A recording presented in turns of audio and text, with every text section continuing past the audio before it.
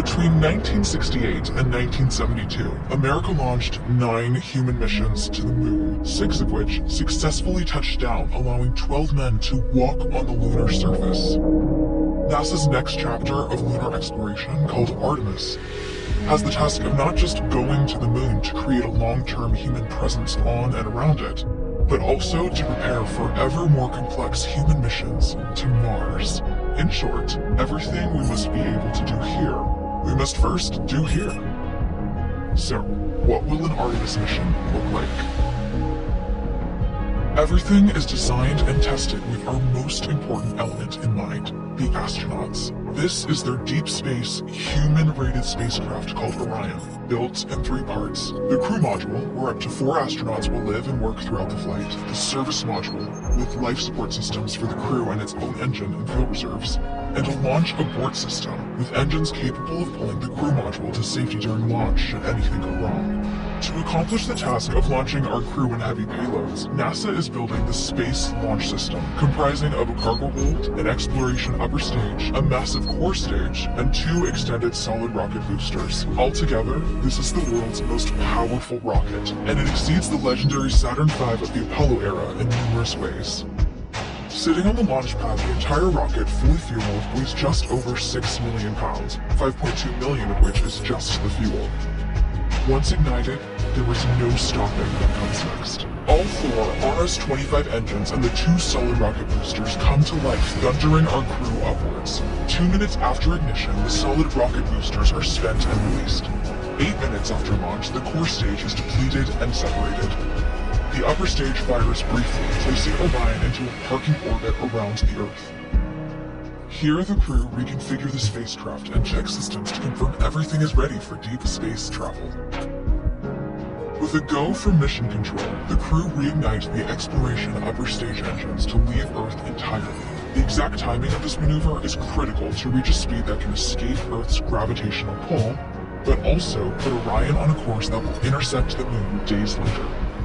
Once this burn is complete, the upper stage of the SLS is jettisoned and the crew aboard Orion coast for several days toward all that awaits them at the moon. Approaching the moon, we see the fundamental differences between Artemis and Apollo. Instead of requiring Orion to serve as an expendable lunar command module or to carry a constrained lunar lander, the Artemis missions will take advantage of a different approach: pre-staging. Everything needed for lunar missions will be positioned in advance by commercial and international partners.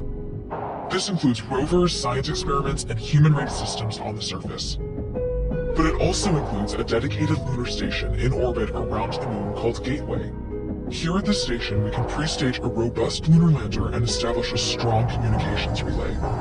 Designed with open standards, the Gateway can be expanded as new missions and partnerships develop, allowing multiple human missions on the moon at the same time, and enabling ongoing science to be conducted even between human missions. The Gateway is also capable of adjusting its orbit to allow access to every part of the moon, something the Apollo missions could not do. But the real key in this approach is placing Gateway in a unique halo orbit to perfect the maneuvers needed for Mars missions. And with the growing list of commercial and international opportunities, Gateway is the ideal hub between Earth and all that lies beyond.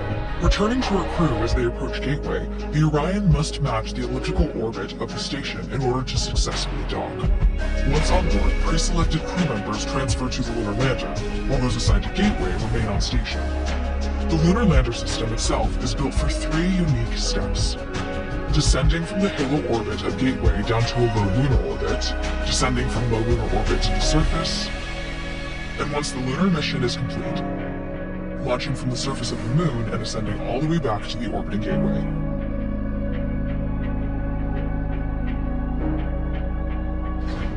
Once back aboard the Orion spacecraft and undocked from Gateway, the crew fire their engine once to break out of the halo orbit, and once again to sling the spacecraft around the moon, placing it on a multi-day trajectory back towards Earth. As they near the end of this journey, the service module is released, and the crew module is oriented heat shield first. Entering Earth's atmosphere at 25,000 miles per hour, the friction of air slows Orion considerably, while also subjecting it to temperatures of 5,000 degrees.